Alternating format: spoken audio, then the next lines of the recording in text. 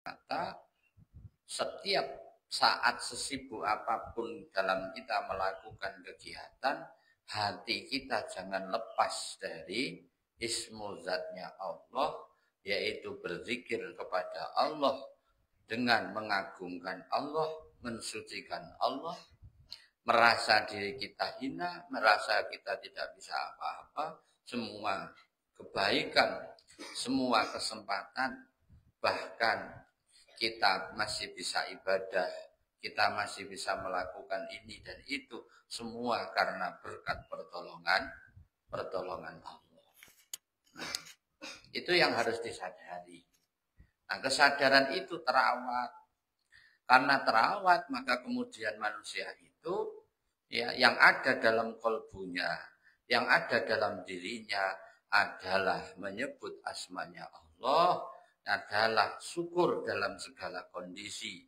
Ketika dapat nikmat yang membuat kita bahagia, ucapkan alhamdulillahi ala tatimmu nikmatis sholihah.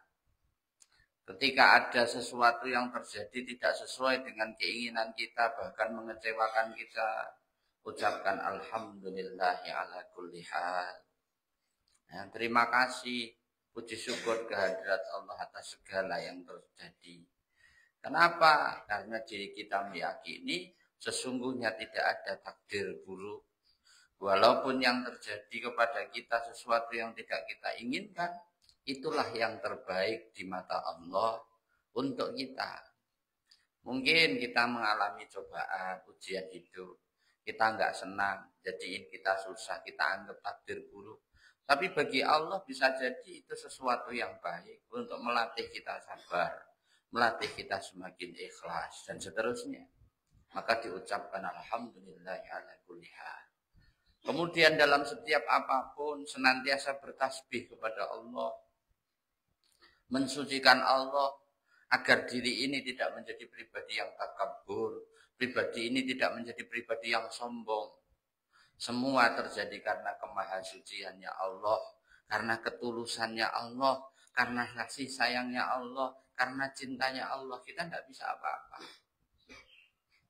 Nah, kemudian sholawat, kita sadar bahwa kita ini hanyalah seorang hamba, hanyalah seorang umat Muhammad akhir zaman yang kita masih butuh syafaatnya Rasulullah, yang kita masih butuh meneladani kehidupan beliau. Nah, 4 hal itu jangan hilang sebagai modal kita untuk kembali kepada Allah. Modal dasar, ya, tidak hanya modal, tapi menjadi modal dasar kita, ya, sebagai bekal, ya, modal dasar untuk mempersiapkan bekal kita kembali kepada Allah.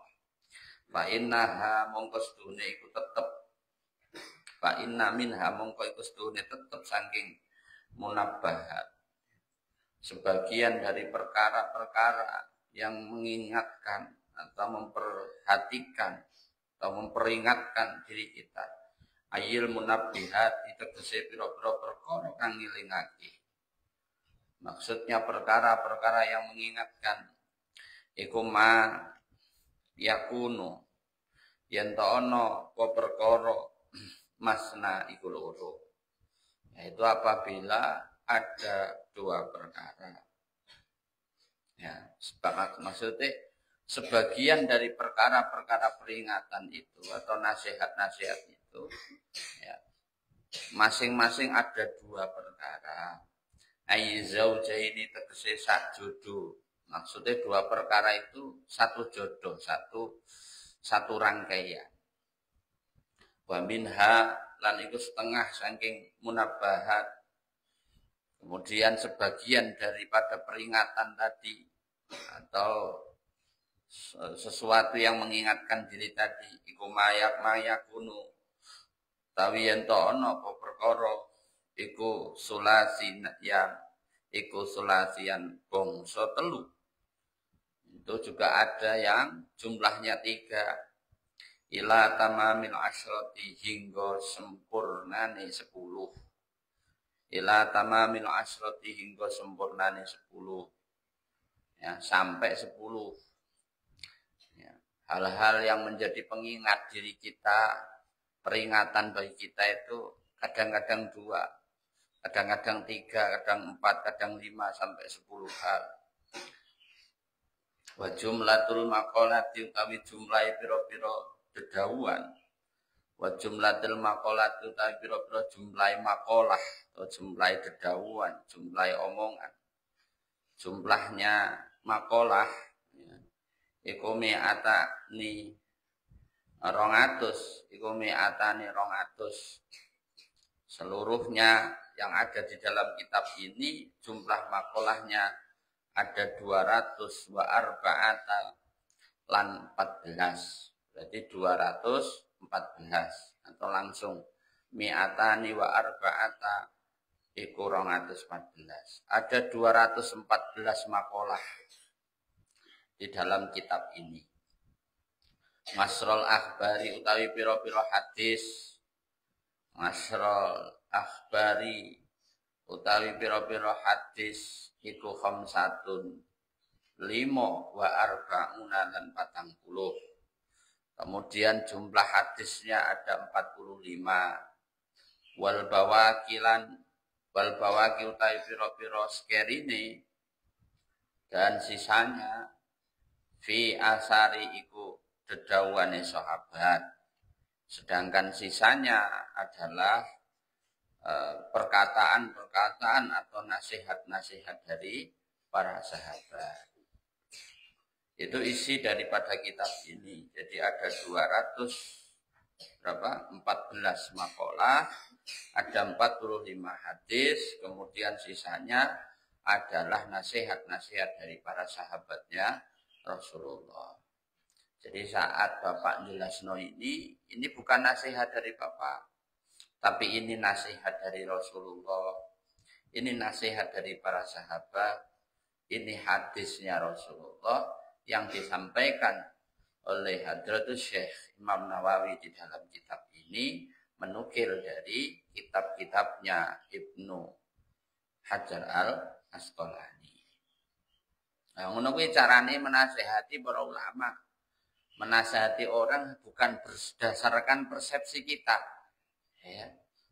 Nah, saiki itu akeh wong sing kemudian memaknai Quran berdasarkan persepsi dia, berdasarkan sudut pandangnya manusia. Ini loh sing garai sesat.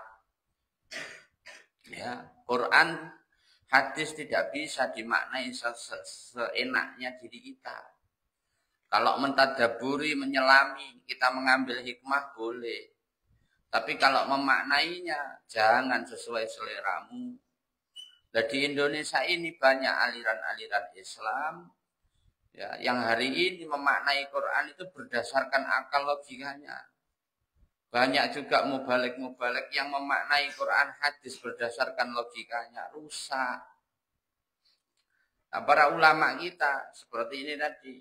Imam al-Asqalani, ya, Ibnu Hajar al-Asqalani menulis hadis-hadis makalahnya para sahabat untuk menasihati umat dengan nasihatnya para nabi, nasihatnya para sahabat, para tabi'in, para salafus salih. Dinukil oleh Syekh Imam Nawawi dalam kitab Nasailul Ibad ini. Bapak hanya menyampaikan dan menjelaskan apa maksud daripada nasihatnya itu. Jadi kalau sudah seperti ini, maka kalian sebagai santri, ya belajarlah menasihati orang itu jangan menggunakan akal logikamu. Tapi nasihatnya para ulama itulah sampaikan kepada orang. Kenapa? Kalau nasihat itu hanya bersumber dari diri kita, diri kita ini hanya umat akhir zaman. Penuh kesalahan, penuh dosa, penuh kekurangan. Ya. Apalagi kita belum melakukannya, repot. Tapi kalau nasihat kita kepada sesama, kepada keluarga, itu adalah nasihatnya para sahabat, nasihatnya Rasulullah, nasihatnya para ulama, kita hanya menyampaikan nih. Maka nasihat itu ada energi alam, ada energi ilahiyah di dalam nasihat itu, sehingga akan menjadi jalan petunjuk bagi orang yang mendengarkan. Ini ya. Nah, sekarang banyak orang yang merasa pintar, orang yang merasa ngerti, ya, kemudian memaksa orang lain untuk mengikuti pola pikirnya. Nah, ini rusak. Kalau para ulama salaf tidak begitu. Tetapi bagaimana mendidik para muridnya, para santrinya untuk mengikuti bagaimana pola pikirnya para ulama-ulama terdahulu. Yes.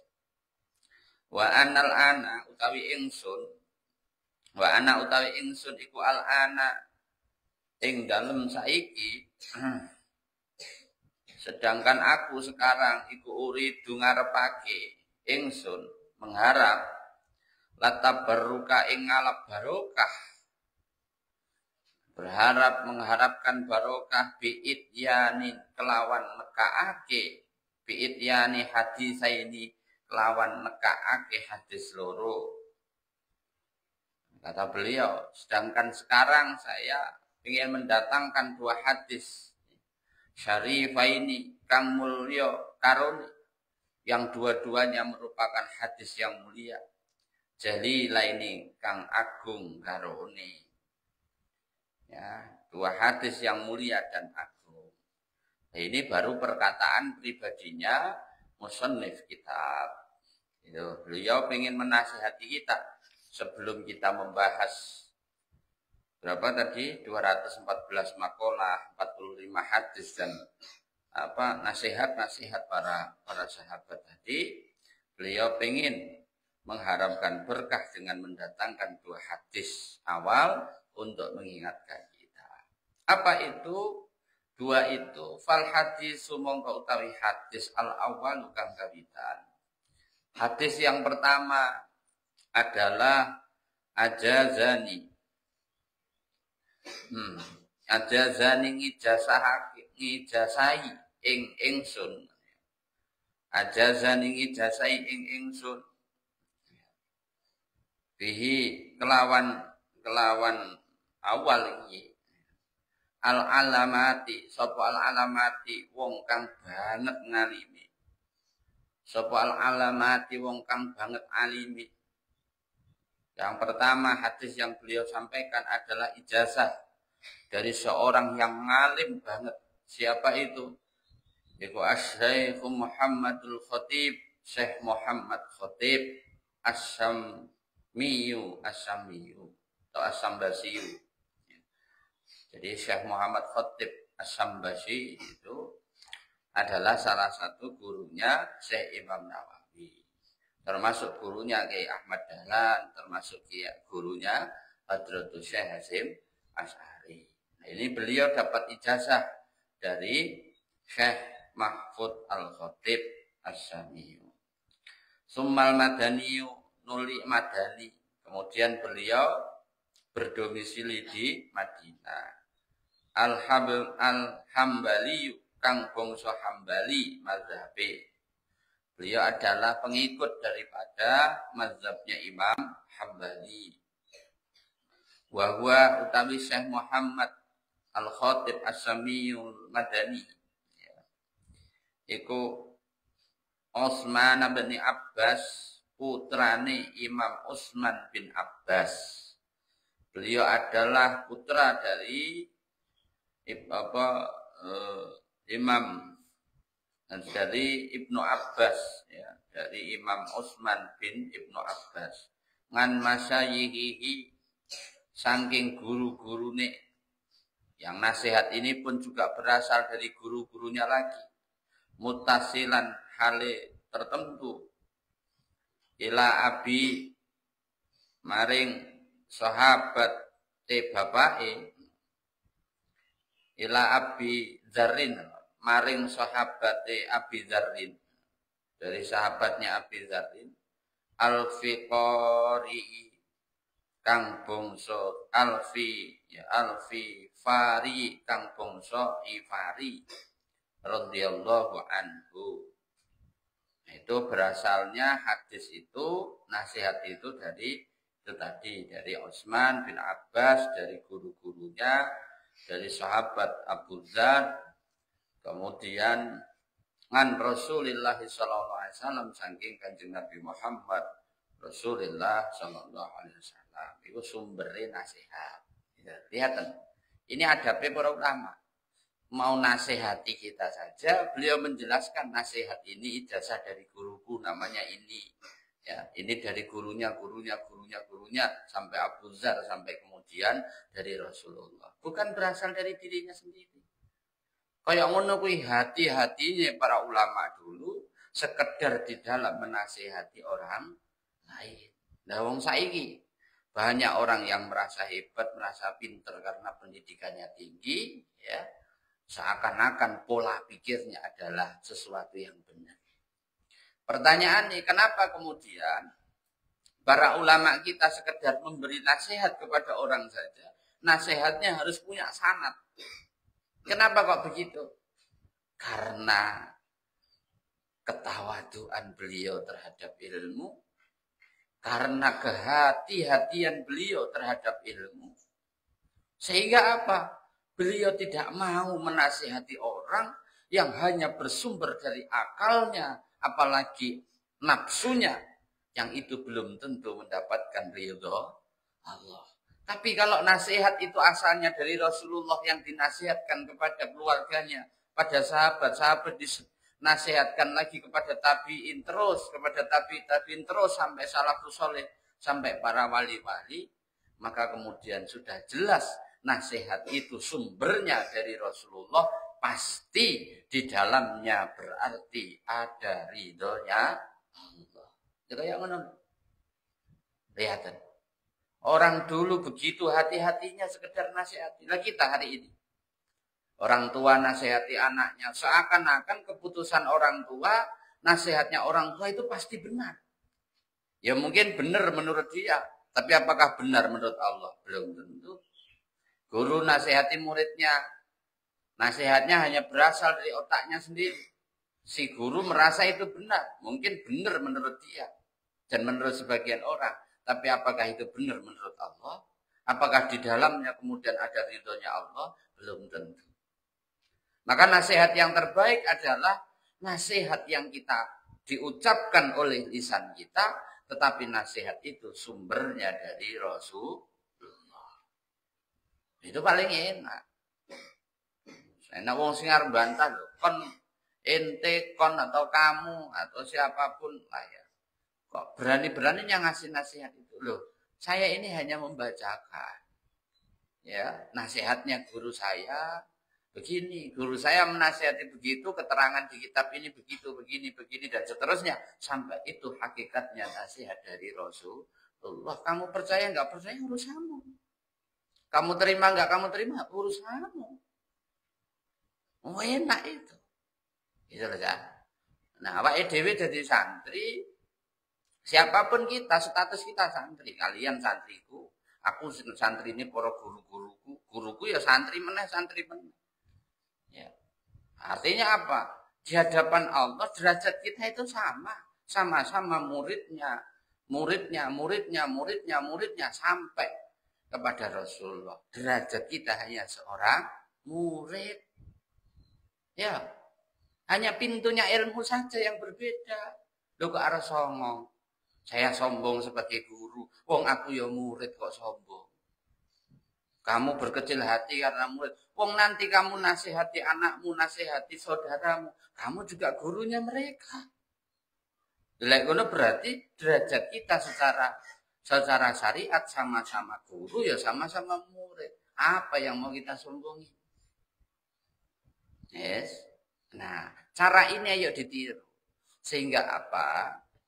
Kapanpun, dimanapun tempatnya, setinggi apapun pengalaman kita, sebanyak apapun ilmu yang kita pelajari, sepanjang apapun gelarmu, ya, ketika menasihati orang, gunakanlah makolahnya para ulama, gunakanlah hadisnya Rasulullah, gunakanlah perkataan-perkataannya para sahabat.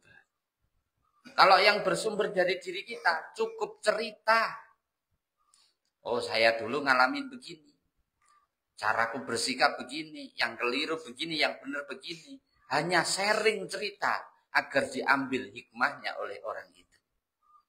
Jadi, itu. Maka beberapa kali Bapak sampaikan, Kalian ada yang tak nasihati dengan cara kasar. Ada yang tak nasihati dengan cara yang tak singgung. Ada yang tak diamkan. Itu bukan polaku.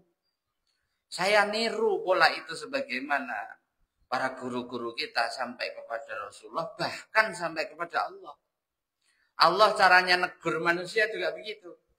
Ada yang ditegur dengan teguran keras, ya. Ada yang sekedar diperingat-peringatkan, ada yang kemudian didiamkan. Ini sudah berkali-kali dikasih peringatan, sudah berkali-kali dikasih isyarat, dikasih simbol-simbol. Ya. Entah melalui siapa. Ada orang misalnya, hatinya begitu keras luar biasa. Dinasihati orang tuanya tetap begegek. Dinasihati gurunya tetap dia merasa paling benar. Dinasihati sahabatnya tetap dan seterusnya. Keras kan berarti dia. Nah, maka kemudian apa? Hidupnya dihancurkan oleh Allah. Dungo, tobat dengan segala upayanya. Seakan-akan belum Allah wujudkan. Kenapa? Sedang Allah diamkan. Untuk apa? Agar manusia itu mau bermuhasabah diri. Menemukan segala bentuk kesalahan dirinya. Menemukan apa wae perbuatan zalim yang sudah dilakukan oleh diri ini. Kepada siapa? Kepada diri sendiri dan kepada orang lain, termasuk kepada keluarga, sahabat, dan lain sebagainya. Ketika dia sudah menemukan itu, kemudian berdoa, Rabbana dholamna anfusana. Sebagaimana doanya Nabi Adam. Atau dia berdoa seperti doanya Nabi Yunus, La ilaha illa anta subhanaka inni kuntu minadh dhalimin. Maka kemudian Allah angkat derajatnya, masalahnya diurusi oleh Allah. Walaupun dia tidak minta urusannya diurus. Makanya berulang kali saya bilang, Nabi Adam masalahnya tuntas, bukan kemudian ya Allah tuntaskan masalahku. Aku sudah kangen dengan istriku, pertemukan aku. Bukan. Tapi doanya tidak nyambung. Wong doanya Rabbana dholamna anfusana wa illam taghfir lana wa tarhamna lanakunanna minal khasirin. Tidak ada itu satupun artinya ya Allah, aku sudah kangen dengan Sayyidah Hawa. Pertemukan aku ya Allah agar bisa kikuk-kikuk lagi. Tidak ada. Ya. Nah, begitu juga Nabi Yunus di dalam perut ikan, bukan kemudian ya Allah keluarkan aku dari perut ikan, aku bingung minta tolong kepada siapa. Tidak ada. Dia hanya berdoa la ilaha illa anta subhanaka inni kuntu minadh dhalimin. Sambil menyadari segala kefakiran diri, segala kedhaifan diri, segala kebodohannya, segala kesalahannya, disadari minta maaf kepada Allah, mengesahkan Allah, mensucikan Allah, meninggikan Allah dengan segala ketinggiannya. Maka apa yang terjadi? Dikeluarkanlah dari perut ikan. Ya, kemudian dikasihlah berjuta-juta nikmat lainnya. Nah, ini pelajaran. Ini pelajaran penting. Ya. Jadi ketika kita ada perintah wa tawassaw bil haq wa tawassaw bis sabr, di dalam surat Al-Asr itu, wal asri innal insana lafi khusrin illa alladziina amanu wa 'amilus sholihati wa tawassaw bil haq wa tawassaw bis sabr. Salinglah kalian untuk saling menasihati dan mengingatkan dalam kebenaran dan kesabaran. Nah, perintah itu untuk siapa? Untuk siapapun. Tidak peduli dia harkat martabat derajatnya di level mana, tidak peduli. Itu semua hambanya Allah, terutama manusia, itu punya tugas untuk saling mengingatkan. Jadi kalian pun punya tugas untuk mengingatkan bapaknya, bapak keliru, bapak salah. Jangan diem aja. Kalau kalian diem berarti kamu tidak melaksanakan wa tawassaw bil haq wa tawassaw bis sabr. Wong bapakmu iki ya kon menungso biasa yang tidak lepas dari salah dan dosa. Diingatkan. Lah nang Gusti Allah dikai ayat kauniyah. Sengalim apapun imammu ketika sholat kok imam keliru, maka makmum harus mengingatkan dengan mengatakan subhanallah. Yang perempuan tepuk tangan. Ya. Kan nggak peduli itu makmumi pemulung kayak makmumi petani kayak makmumnya nggak bisa baca Arab kayak kan nggak peduli. Semuanya punya tugas yang sama untuk mengingatkan imam. Maka wa tawassaw bil haq wa tawassaw bis sabr adalah tugas untuk semua orang untuk saling mengingatkan. Caranya mengingatkan bagaimana? Jangan kamu ingatkan manusia berdasarkan persepsimu, apalagi berdasarkan nafsumu, berdasarkan ambisimu, tapi ingatkanlah orang lain tadi berdasarkan hadisnya Rasulullah, berdasarkan makolahnya para alim, para ulama, para salafus saleh. Kita hanya menyampaikan, atau ceritalah perjalanan hidupmu agar diambil ibrohnya oleh pelajarannya oleh orang yang mendengarkan, orang yang kamu nasihati. Ngono ya. Jadi dieling-eling. Sampai kalian nanti wis gelarmu profesor, doktor, insinyur, PhD, MPD, apa meneh. Ya, gelarmu 3 meter, ora usah ditulis 3 meter ya. Ya, arep 10 meter ya. Ya sudah, nasihati orang dengan cara menyampaikan nasihat-nasihatnya Rasulullah dan para ulama. Enak itu. Tujuannya apa? Agar di dalam nasihat itu ada energi ilahiyah. Kalau sudah energi ilahiyah, insya Allah nasihat itu akan menjadi sebab orang tadi kemudian mendapatkan hidayahnya Allah. Apa bonus bagi kita yang menyampaikan? Kita akan menjadi orang yang ditakdirkan Allah menjadi perantara hidayah. Dan itulah sebaik-baiknya amal. Clear? Nah ya. Jadi ya sudah berapa banyak nih orang Islam yang tobat karena sebab lisanmu. Sudah berapa banyak nih orang non-muslim yang dia Islam karena lisanmu. Lisanmu sebagai perantara. Bukan karena kehebatanmu, bukan karena ilmumu. Lah lisan kita yang Allah jadikan, atau perbuatan kita yang Allah jadikan sebagai perantara terbukanya pintu hidayah, itulah amal kita yang luar biasa. Itulah jariah yang disebut ada 3 amal yang pahalanya akan mengalir sampai kapanpun, termasuk yang akan menjadi syafaat kita di kubur di yaumul hisab nanti. Salah satunya adalah ilmu yang bermanfaat. Iku maksudnya nang kono. Selain misalnya ini Bapak ngajar kalian nanti ngajar anak didikmu lagi, muridmu ngajar lagi. Ini juga ilmu yang manfaat. Tapi itu secara syara. Lalu kemudian Bapak ini jadi gurumu, kalian ini sudah bayar. Ya, tak ajar ini kalian sudah bayar. Ojo ngarep-ngarep ilmu manfaat. Maka saya sering sampaikan kepada para guru. Guru dulu adalah pahlawan tanpa tanda jasa. Kenapa? Karena antara gajinya dengan effort perjuangannya sudah tidak balance, tidak imbang sama sekali. Dan sekarang, ya, ngajar, mohon maaf, mayoritas yang dikejar adalah jam mengajar. Karena dapat sertifikasi, karena dapat tunjangan, dan seterusnya. Oleh karena itu, kalau kamu mengajar, berangkat ngajar, niatmu kepingin dapat gaji, ya sudah, jangan pernah kamu berharap pahala atas ilmu yang kamu ajarkan. Wong kamu sudah dapat gaji. Nah itu salah satu alasan kenapa Hikmatul Quran kita bikin gratis. Bukan sok-sokan punya duit, enggak. Karena saya kepingin siapapun yang berjuang di ma'had ini, setiap tetesan ilmu, setiap huruf ilmu yang diajarkan akan menjadi jalan yang menyelamatkan siapapun yang berbakti, siapapun yang berjuang di ma'had ini. Itu yang saya impikan. Ya, nyatanya gratis so, walaupun kadang-kadang berasa entek kan, tapi kan udah pernah kan kalian kelaparan sampai kelaparan karena berasa habis. Adapun kemudian tidak banyak yang membantu, ya itulah kondisi akhir zaman. Itu loh. Orang hanya berlomba-lomba bagaimana bikin pesantren, bagaimana bikin yayasan agar dapat bantuan dari ini, dari itu, dan seterusnya.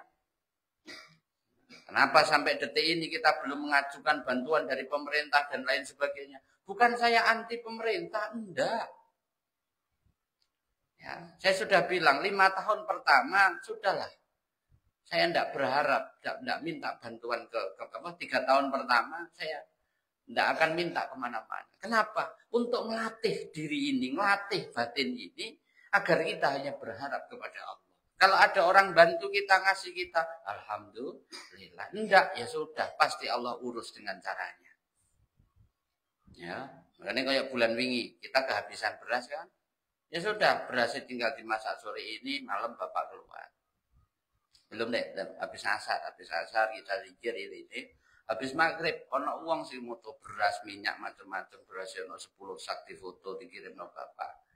Kang, mohon maaf tidak bisa antar, tolong diambil ya. Siap, bapak malamnya keluar sampai jam 12, pulang udah bawa beras bawa ini. Apakah kita minta? Enggak. Siapa yang ngatur semuanya? Allah. Nah, pola-pola seperti ini loh, pelajaran. Sehingga nanti di dalam kehidupanmu, apapun kondisimu, jangan pernah engkau merengek-rengek pada manusia. Belajarlah cukup berpasrah diri dan merengek-rengek kepada Allah agar Allah mencukupi dengan caranya yang indah. Nilai-nilai inilah yang pengen menjadi nilai dasar daripada Ma'had Hikmatul Quran, yang kepingin saya ini menjadi ruh perjuangan bagi saya, bagi anak-anakku, bagi kalian semua nanti di waktu-waktu yang akan datang. Ya, karena nek saiki arep gawe pondok, wis SPP ini piro sak wulan, hitung. Maaf, bukan saya menjelekkan yang lain, tapi ini bicara soal hati. Misalnya kalian, umumnya saiki pondok liya misalnya SPP 600 atau itu saya ketemu 1 juta. Terus dihitungnya 500.000. Kalau ini kali 30, 15 juta. Kalian tahu kebutuhanmu hari ini. Sebulan itu. Plus minus macam-macam paling kan 8 sampai 10 juta. Berarti aku masih untung kan? Nek umpama kalian loh, nah kayak sehari ya 500.000-an. Kira-kira aku sih untung enggak? Kalau begitu berarti niatku adalah berjuang lillahi kalimatillah, atau karena kepingin dapat duit. Ini akan jadi masalah. Yes. Nah, ruh perjuangan ini tancapkan dalam jiwamu, tancapkan dalam otakmu, agar menjadi semangatmu di dalam mengarungi samudera kehidupan sampai kalian, sampai kita masing-masing nanti kembali kepada Allah. Yes, ya. Yes, balik. Ya. Mana tadi? Fal hadisul awal. Hadis yang pertama. Ya. Apa tadi? Fima ing dalam perkara yarwihi kang cerita sinten Kanjeng Nabi. Ya, yang diceritakan oleh Rasulullah ngan robbihi, ya. An robbihi saking pangerane Rasul, saking Gustine Rasul, saking Tuhane Rasul.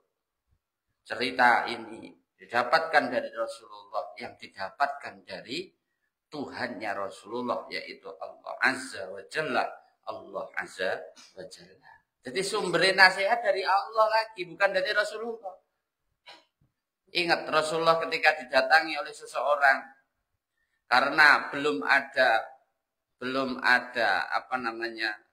perintah dari Allah, beliau ya tidak mau nasihati orang itu. Tunggu nanti setelah adanya wahyu.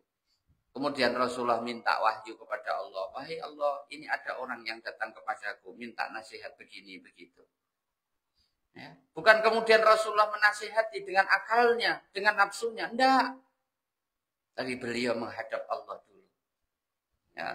Pemenang kayak neng bab soal talak. Ya. Suatu ketika pada saat itu syariatnya talak, ketika seorang suami mengucapkan sekedar ya kamu tak kembalikan ke orang tua, itu sudah dianggap talak bain pada saat itu. Sampai kemudian orang ini datang ke Rasulullah, masa ya Allah ucapan begitu saya sudah haram untuk berkumpul dengan istriku? Iya, sementara syariatnya begitu, belum ada wahyu lagi. Kemudian si istri datang kepada Rasulullah, wahai Rasulullah, itu katanya Allah itu adil. Ya, kalau cerai suami saya enak, ya, dia masih bisa menikah lagi. Anak saya 5, saya sudah tua, siapa yang mau dengan saya? Selama ini yang kerja suami saya tidak bisa apa-apa. Bagaimana dengan anak-anakku? Itu bukan hukumnya Allah yang adil. Ya, pokoknya sementara syariatnya seperti itu. Saya tak minta petunjuk Allah dulu, nanti tak kasih tahu kalau sudah ada petunjuk, kata Rasulullah. Si perempuan ini kemudian protes lagi ke Allah. Dia sujud dalam sujudnya, dia protes ke Allah. Wahai Allah, ini hukum macam apa seperti ini? Kami perempuan yang dirugikan ya Allah. Lihat. Setelah itu Abah Rasulullah dapat wahyu tentang talak yang kemudian dijelaskan dalam Al-Quran. Ada talak bain, ada talak ini, dan seterusnya, dan seterusnya. Ya. Sehingga ada talak 1, talak 2, talak 3, dan seterusnya gitu. Dulu enggak, orang suami mengucapkan sekali, udah kamu tak pisah, ya sudah cerai. Munculnya peraturan tentang talak 1, talak 2, dan seterusnya itu setelah adanya proses ini. Lihat. Rasulullah yang seorang nabi pun tidak berani menasihati murid-muridnya, sahabatnya, umatnya berdasarkan persepsi keilmuan beliau. Tidak mau beliau. Tanya dulu ke Allah. Nah kita, orang hari ini, mayoritas orang sok-sokan dengan ilmu pengetahuannya digunakan untuk menasihati orang lain. Ya, santri tidak boleh begitu. Santri harus belajar. Bagaimana Rasulullah saja menasihati orang lain, dia minta dulu petunjuk ke Allah. Gitu ya. Yes. Nek ana sing maksa, ya pokoknya aku sekarang begitu. Nanti ya, gitu. Yes. Qala Allah Ta'ala, qala dawuh sinten Allah Ta'ala. Kemudian Allah berfirman dawuh kepada Rasulullah. Apa kata Allah? Ya ibadi, kaula ingsun. Wahai hambaku. Ini setuhune ingsun. Sesungguhnya aku iku haram tu ngaramake ingsun. Sesungguhnya aku mengharamkan az-zulma ing nganiaya ing kezaliman. Aku mengharamkan kezaliman ngala nafsi ing ngatasé zat ingsun terhadap diriku. Wa ja'altuhu lan dadekake ingsun ing zulma ya. Dan aku jadikan ya, hal itu bainakum ing dalam antarane sira kabeh. Ya. Muharraman kang den haramake, yang diharamkan, fala tadzalamu mongko aja saling nganiaya sira kabeh. Ya. Fala tadzalamu mongko aja saling nganiaya sira kabeh, maka janganlah kalian saling berbuat zalim. Wahai hamba-hambaku, sesungguhnya aku mengharamkan berbuat zalim atas diriku, zalim kepada Allah. Dan aku juga mengharamkan pula perbuatan zalim yang terjadi di antara kalian. Berarti zalimi antara manusia dengan manusia yang lain. Maka janganlah kalian saling berbuat zalim. Ini pertama. Nah, kenapa kemudian dari hal ini ada dua hal. Jangan berbuat zalim kepada diriku Allah dan kepada sesama. Nah, berbuat kepada sesama jelaslah ya. Ora usah dibahas, kita paham bahwa perbuatan yang merugikan orang lain ya, itu sesuatu yang tidak baik, itu sesuatu yang juga merugikan diri kita sendiri. Nah, yang dimaksud zalim kepada Allah itu apa? Zalim terhadap hak-haknya Allah, merampas hak-haknya Allah. Ya. Maka kemudian dibahasakan oleh Nabiullah Adam, oleh Nabiullah Yunus, inni kuntu minal zalimin. Zalimku pada diriku sendiri. Contoh, Rasulullah dawuh, sedekahilah persendianmu setiap pagi. Ya. Dengan apa? Tasbih, tahmid, tahlil, takbir, dan seterusnya. Ini mukhtarul hadis, ana to hadisnya tentang kuwi. Rasulullah perintah agar setiap pagi kita itu tidak hanya melakukan ritualitas zikir pagi, tetapi mensedekahi persendian kita, tulang-tulang kita. Kenapa? Karena di situ ada haknya Allah. Nah, pernah enggak itu dilakukan? Kalau enggak, itulah kezolimanmu pada dirimu sendiri yang berarti kamu merampas haknya Allah, berarti kamu berbuat zalim pada Allah. Contoh. Yes. Itu contoh itu. Misalnya lagi kita ngasih sesuatu pada orang lain, oh itu sedekah dariku. Dariku, kamu itu siapa? Nah, berarti di mana? Harta yang kita dapat, kemudian kita sedekahkan. Hakikatnya harta tadi sumbernya adalah dari Allah. Karena welas asihnya Allah, karena Rahman Rahimnya Allah, karena Al-Karim Maha Pemurahnya Allah.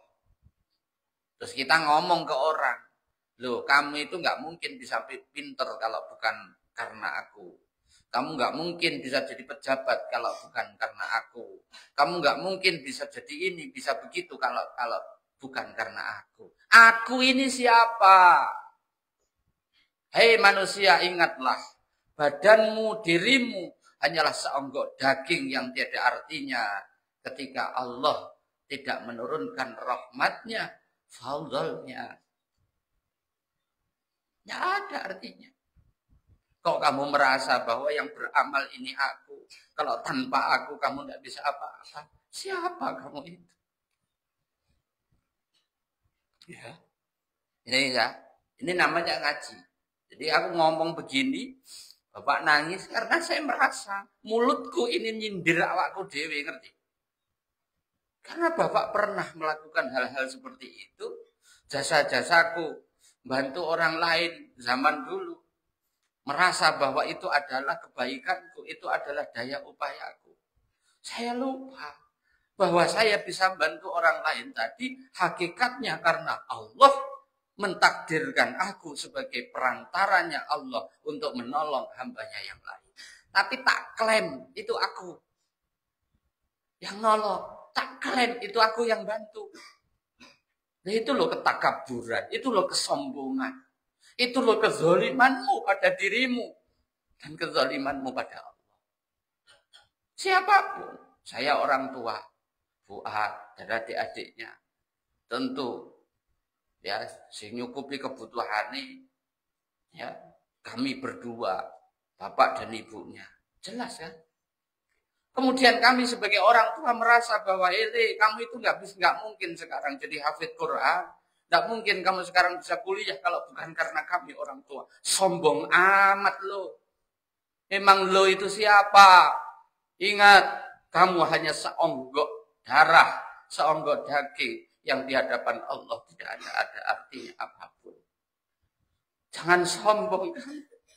Kamu bisa merawat, mendidik, menyekolahkan anakmu. Semua karena berkat pertolongan Allah. Semua karena berkat rahmatnya Allah. Semua karena kemurahan Allah. Kok berani-beraninya kamu klaim ini karena aku, ini karena aku. Hati-hati.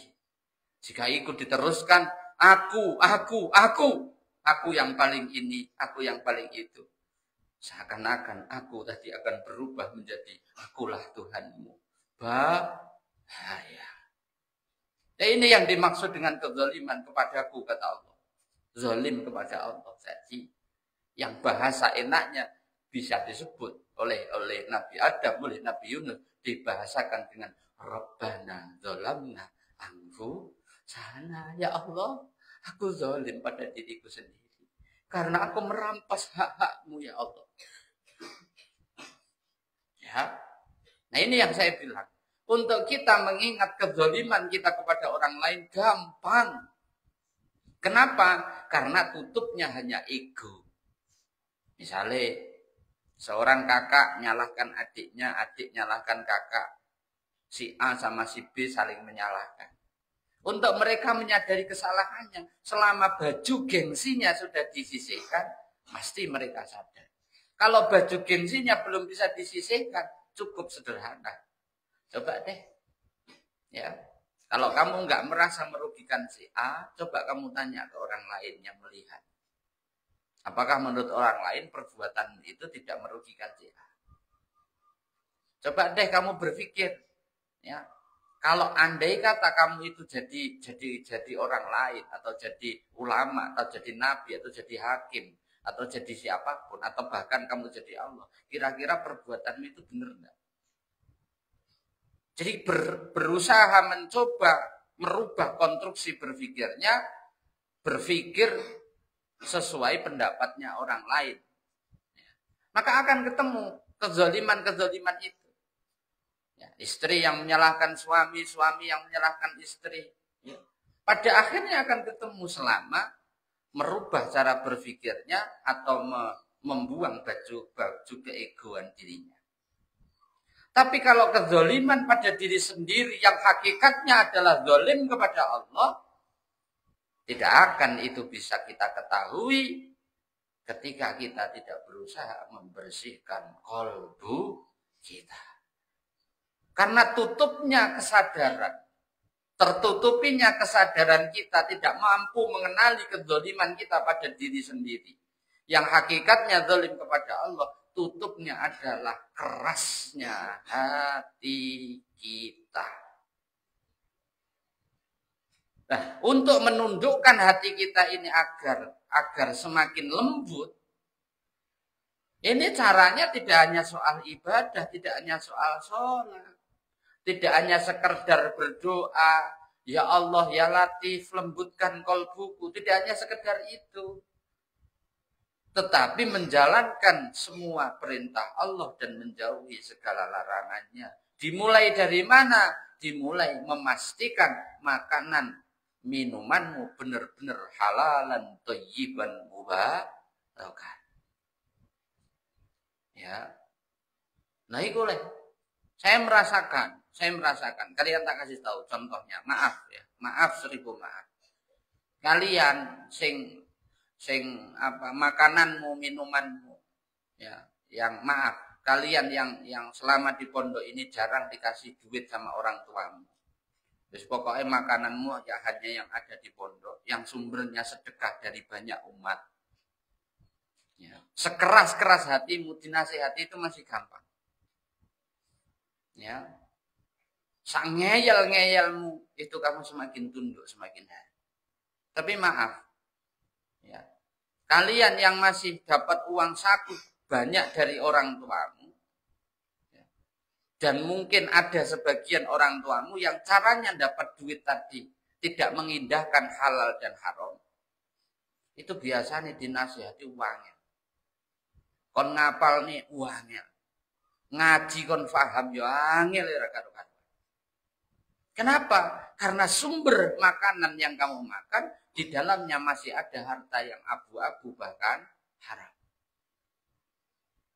Ya, nah wong tua pasti akan berusaha, anakku butuh ini. Dia nggak punya duit, ya utang rene, utang rono, jual ini, jual itu, gadekan ini, gadekan itu.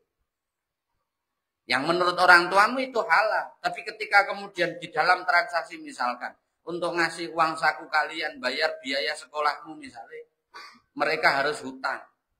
Hutangnya ke rentenir, berarti di dalamnya ada riba. Orang tuamu tidak nyuri, tidak.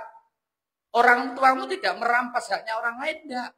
Tapi misalkan dia hutang ke rentenir yang di dalamnya ada riba. Duitnya dikasih kamu. Apakah itu sesuatu yang halal? Nanti dulu. Kalau itu tidak halal, kamu makan. Jadi kamu belikan makanan, minuman, kamu makan, kamu minum. Berubah jadi energi dalam tubuhmu, berubah menjadi darahmu, berubah menjadi dagingmu. Kira-kira sesuatu yang sumbernya haram tadi, apa yang akan terjadi? Kalbu kita akan keras. Ya, dinasehati sulit, menghafal sulit, pelajaran sudah diulang 5 kali, 10 kali nggak paham-paham. Ya. Dan seterusnya. Banyak efeknya, males, nunda-nunda pekerjaan, dan banyak hal. Makanya sering saya katakan, ya, kalau kalian masih ragu-ragu, ya, kalau kalian dikasih duit orang tuamu, ya, jangan jadi anak kurang ajar, tapi sebaiknya tanya, Bapak Ibu, nah, ini sudah dipastikan kehalalannya, kethayyibannya. Apakah ini dari hutang riba atau enggak? Kalau dari hutang riba, lebih baik tidak usah. Ya, atau nanti sajalah, kebutuhan saya masih bisa ditunda sebulan 2 bulan. Kalian tirakat dulu. Pak, ini kan bayar sekolah. Ngomong Bapak, mau sekolahan tak senenan. biar bayarnya bisa ditunda. Nah, begitu loh ya. Kenapa? Ini menjadi penting agar hati kita kemudian menjadi hati yang bersih, yang setiap saat bisa menerima nurnya Allah. Jangan hanya berdoa Allahumma ja'alna nawwir qulubana ya Allah ya nur, terangi hatiku ya Allah.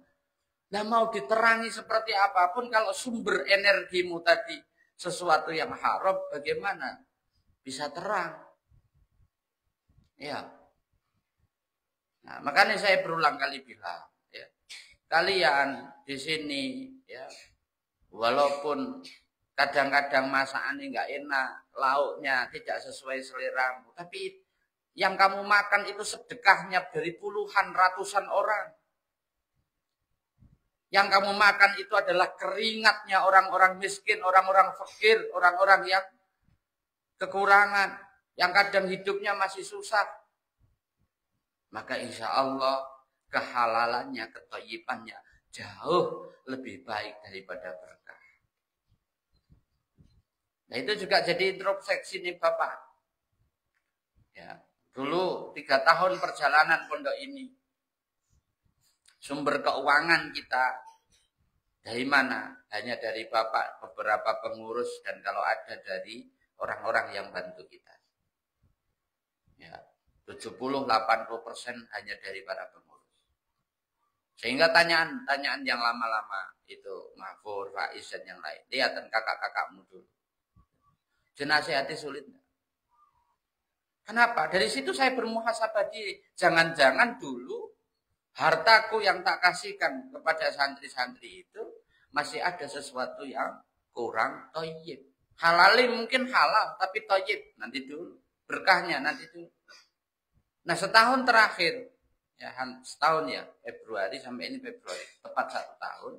Semenjak kemudian, ya setelah janji saya 3 tahun kita tidak minta ini, kemudian Februari tahun lalu kita bikin kotak amal, kita titipkan di warung-warung. Dari situ kemudian ada orang yang ngisi kotak amal 1.000, 2.000 dan seterusnya. Kita belikan sayur, kita buat bayar listrik dan seterusnya. Kita makan tuh selama 1 tahun terakhir ini. Apa yang terjadi? Tanyakan ke senior-senior. Ya, sak ndablek-ndabлекmu itu sik luwih gampang dinasehati, diarahno daripada senior-seniormu yang dulu. Bener, Bur? Bener, Is? Iya ra, sapa jenenge Vin. Ya begitu loh. Kenapa? Dari situ Bapak introspeksi diri. Kenapa? Ya Allah, jangan-jangan dulu yang tak kasihkan ke para santri itu sesuatu yang masih abu. Ya. Makanya saya bilang, kalian yang hari ini kemudian sebulan sama orang tuamu dikasih duit 100, 150, sementara yang lain ada yang 400, yang di luaran sana ada yang dari orang tuanya 1.500.000. Seneng kok kalian. Bahagialah walaupun orang tua hanya ngasih 100, 150, 200. Sing seneng. Kenapa? Karena potensimu, ya, potensi yang terjadi adalah kamu akan jauh lebih banyak memakan harta, memakan makanan yang sumbernya sedekah dari banyak orang. Yang insya Allah di dalamnya ada keberkahan yang sangat luar biasa. Ini loh ya. Karo beniling.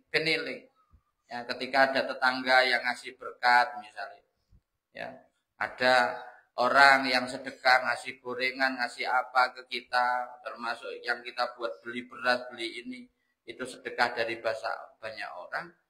Harapan saya itu menjadi pengingat bagi kita semuanya. Apa? Sebagian dari daging yang ada dalam diri kita itu adalah bersumber dari hartanya banyak orang, bersumber dari hartanya orang-orang fakir, orang-orang miskin. Maka kalau sudah sadar itu, punyalah kepekaan, punyalah rasa empati, punyalah semangat untuk berbagi, membantu sesama manusia, terutama kepada fakir, miskin, yatim, duafa, dan asnaf lainnya. Ya. Nah itu, oleh sebab itu berkaitan dengan nasihat pertama ini, ayo disadari apapun itu. Kalian tidak qobliyah, sholat sunnah, ya sholat fardu kamu tidak qobliyah dihukum.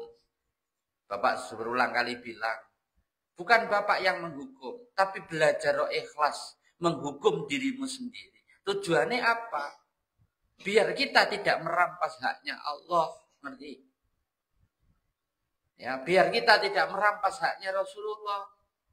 Yang tidak subuhan, yang tidak ini dihukum.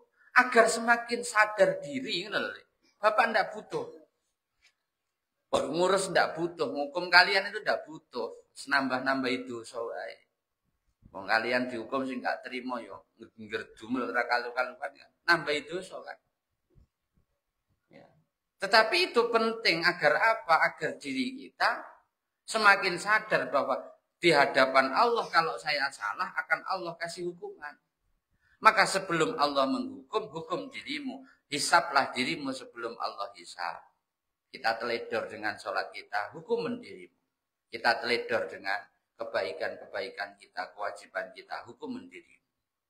Agar apa? Agar diri kita ini tidak melakukan kezaliman pada diri sendiri. Yang hakikatnya itu adalah kezaliman kita kepada Allah. Paham? Makanya sing keliru, sing keluar pondok ndak izin, yang nggak ikut qobliyah, yang nggak ikut ngaji, yang ini itu dihukum, belajarlah ridho, belajarlah ikhlas. Agar apa? Allah tanam di hatimu, di jiwa ragamu, sifat-sifat keikhlasan, sifat kesabaran. Itu yang penting. Yes.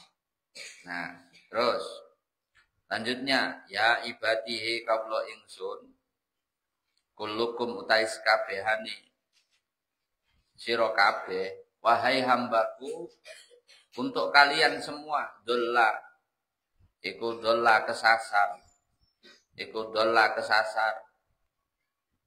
Wahai hamba-hambaku, sesungguhnya kalian itu kesasar, sesat maksudnya. Ilaman kejaba wong, kecuali orang.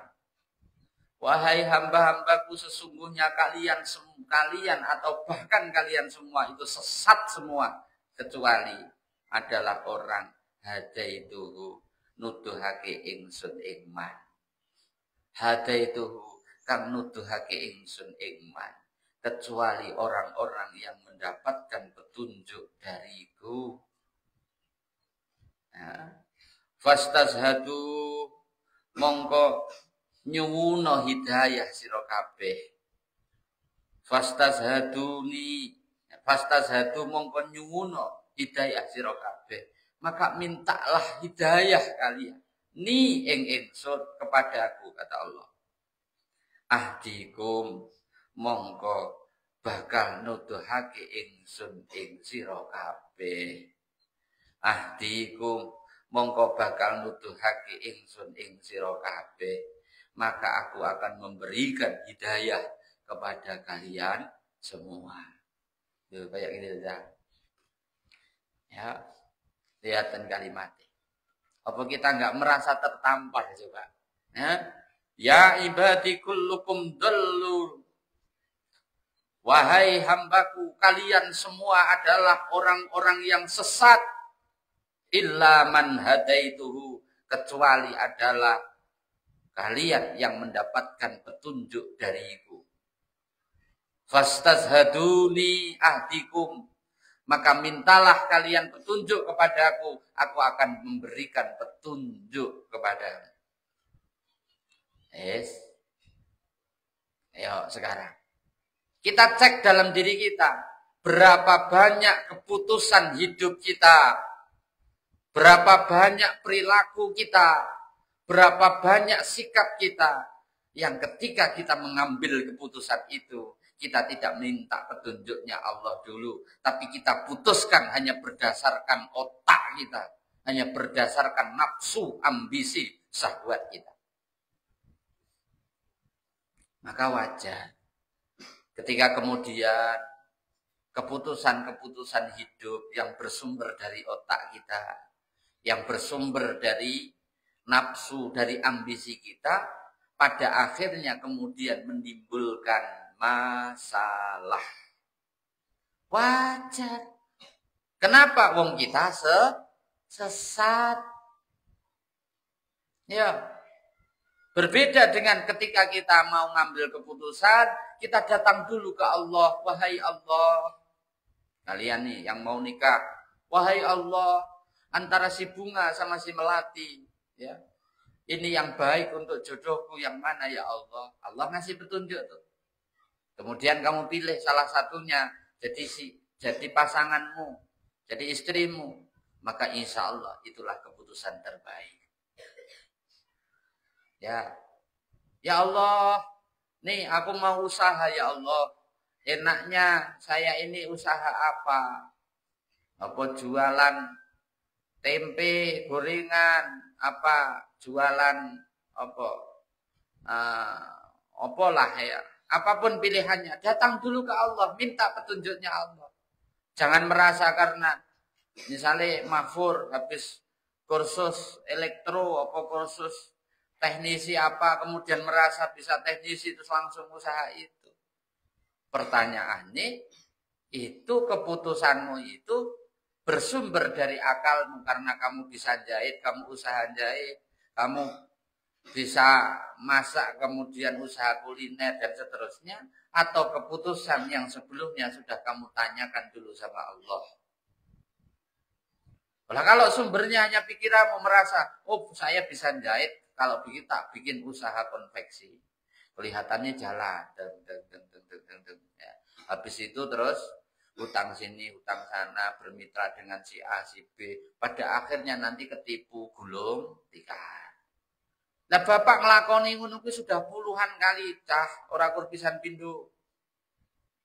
Ya, tanya ibumu itu, berapa banyak dulu keputusan-keputusan hidup yang hanya mengikuti akal logikaku karena merasa bisa, karena merasa ngerti, atau mengikuti ambisiku karena kepingin jadi apa, kepingin seperti apa, yang awalnya berhasil, tapi akhir-akhir kemudian bangkrut, kemudian ditipu orang, kemudian bermasalah, kemudian terus tidak karu-karuan lah ceritanya. Ya. Nah, oleh sebab itu berulang kali Bapak sampaikan. Rasulullah menyuruh kita untuk sholat istikharah. Jangan kemudian sholat istikharah hanya dilakukan ketika kita dalam kebingungan untuk memilih dua hal yang kita ragu-ragu atau tiga hal yang ragu-ragu. Tapi lakukanlah istikharah itu setiap hari. Sholat istikharah itu setiap hari. Tujuannya apa? Agar setiap pilihan hidup kita merupakan pilihan-pilihan yang berdasarkan kehendak Allah, yang berdasarkan petunjuk dari Allah. Contoh sederhana. Ya, kalian mau berangkat sekolah pakai baju, bukan berangkat sekolah lah ya. Ini tadi mau ngaji, pakai baju putih apa baju hitam atau baju apa. Kalau kalian sering istikharah, ya, maka apa yang terjadi? Pilihanmu tadi yang nyetir bukan lagi akalmu, bukan lagi nafsumu, tapi kerentek hatimu. Hatimu yang punya kerentek. Nah itulah yang dimaksud dengan petunjuknya Allah. Karena petunjuknya Allah dilewatkan kolbu kita. Pikiran nafsu hanyalah untuk memprosesnya saja. Ya, makanya kalian cek coba. Misalnya kalian lagi di jalan, melihat orang lagi nuntun motore, mungkin kehabisan bensin, mungkin bannya bocor. Hatimu kerentek pengen nulungi, tiba-tiba kamu tulungi. Lihat setelah itu, tidak sampai 7 minggu, 7 hari, kamu mendapatkan keajaiban apa? Kamu mendapatkan rezeki yang tiada disangka apa? Rata-rata tidak sampai 7 hari. Ya, saat ada orang kelihatannya susah, kamu punya apa langsung kamu kasihkan karena hatimu punya kerentek. Setelah itu ceken. Sampai 7 hari enggak? Atau maksimalnya 40 hari. Pasti akan ada pertolongan, hadiah, nikmat yang kamu dapatkan yang nikmat itu tidak pernah kamu pikirkan, tidak pernah kamu bayangkan. Nah, itu sih jenenge min haitsu la yahtasib. Ya. Tapi setiap keputusanmu yang diambil oleh akalmu, apalagi ambisimu, nah setelah itu dapat pertolongan enggak? Dapat keajaiban enggak? Rata-rata tidak. Ya. Nang kene makane perlu nguripno ati, ngresiki ati, menjaga sumber makanan kita.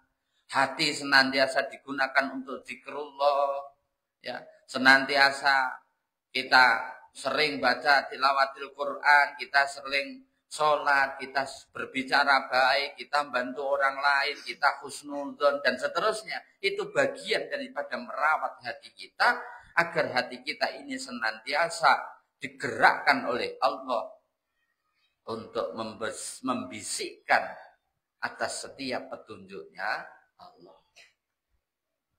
Ya, makanya istikharah aja dilakoni nek Mas pas bingung tok. Tapi setiap waktu, setiap hari dilakoni. Yo minimal lah. Minimal kalau belum bisa setiap hari ya seminggu sekali. Minimal lah sebulan sekali.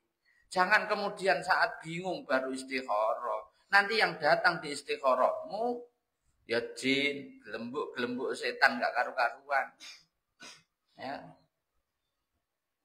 Bisa begitu. Ya bisa jadi yang datang dalam mimpimu memang betul isyarat dari Allah. Bisa jadi. Tapi mayoritas itu ya masih dari makhluk-makhluk sing orang genah-genah kuwi. Yes. Nah, kemudian ya yang sifatnya keputusan-keputusan jangka menengah, jangka panjang, kalau bingung, misalnya tadi ya Mahfur ditawani cewek telu kon nikah kabeh misale. Aja terus dadi wong sing rakus ya wis telu tak tampuni kabeh, enggak. Lah iku diputusno istikharah dulu. Oh ditawari siji nawari kerja ning Jepang, sitok ning Amerika, sing sitok ning nggone Surabaya.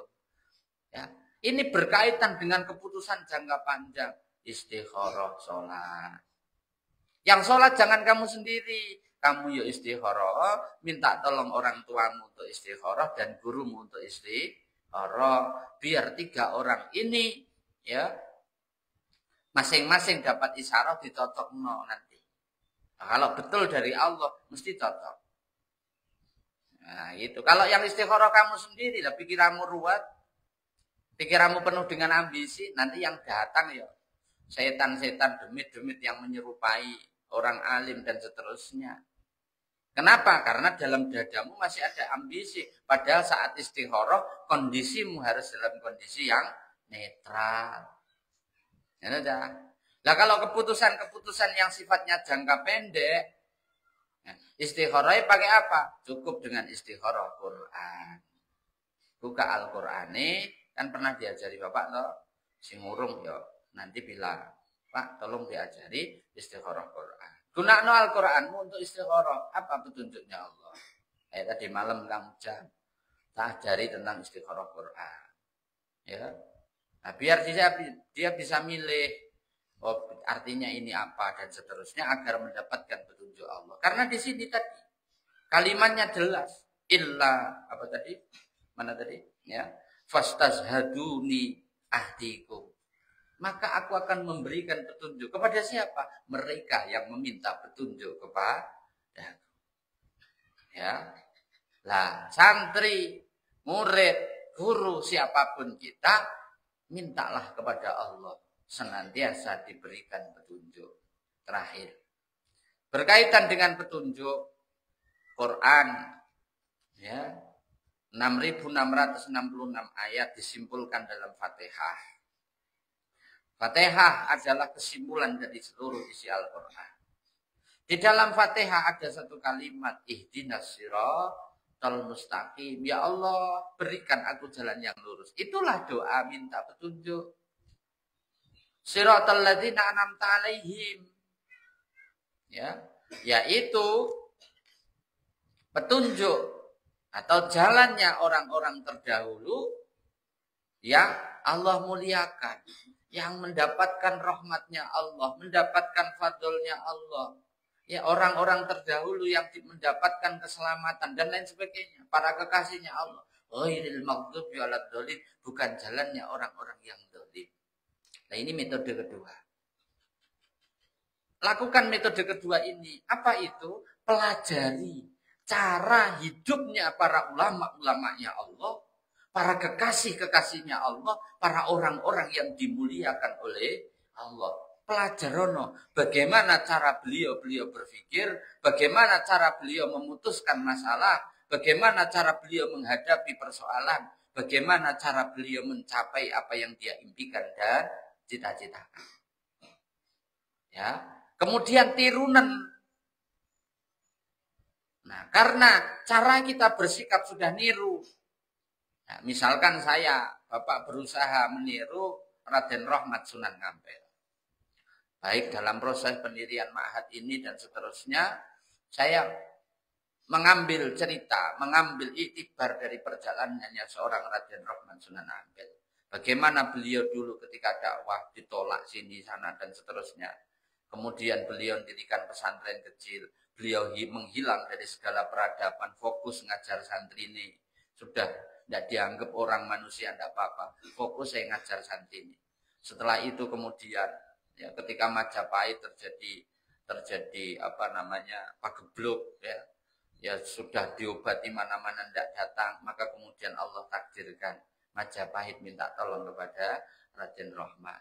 Raden Rahmat dikasih duit, dikasih bantuan pesantrennya, beliau tidak mau. Apa yang beliau mau? Izinkan masyarakat untuk dibebaskan berkeyakinan menurut hati mereka masing-masing. Itu yang diminta beliau. Maka akhirnya kemudian banyak masyarakat yang berbondong-bondong masuk Islam. Dan seterusnya.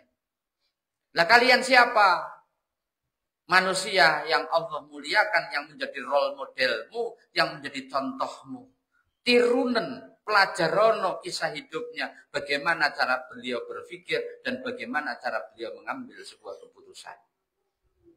Tirunen. Ya, karena kalau saya mau niru Kanjeng Nabi dan tak turutnya, saya merasa ya makomku masih terlalu jauh. Ya, harus niru Kanjeng Nabi malu. Ya tetap sebagian niru Kanjeng Nabi, tetapi ya tadi saya merasa malu untuk mencapai derajat kemuliaan seperti Rasulullah terlalu tinggi. Niru Abdurrahman bin Auf, niru ini boleh, ya sebagian-sebagian aja. Tetapi secara keseluruhan Bapak berusaha meniru bagaimana cara bersikap, bagaimana cara bermasyarakat, bagaimana cara mengambil keputusan oleh Raden Rahmat Sunan Ampel. Qadarullah sanad Quran kita nyambungnya kepada Raden Rahmat Sunan Ampel. Makanya nanti pas ziarah wali habis lebaran kita khatmil Quran di sana. Karena sanad Quran kita sumbernya dari sana. Sebelum naik sampai kepada Rasulullah. Ya. Nah, belajar, baca sirah, baca cerita-ceritanya orang-orang yang Allah muliakan, tiru mereka agar perjalanan hidupmu untuk menggapai impianmu, cita-citamu saat menghadapi masalah, saat menghadapi apapun itu karena ada orang yang kamu tiru bagaimana caranya mengambil keputusan hidup. Jangan coba-coba mengambil keputusan hidup hanya berdasarkan akalmu, hanya berdasarkan ambisi nafsumu. Celaka, rugi. Barakallahu walakum fi ta'allumin kitabun asyarul ibad. Walhamdulillahirabbil alamin. Rabbi zidna ilma warzuqni fahma. Amin ya rabbal alamin.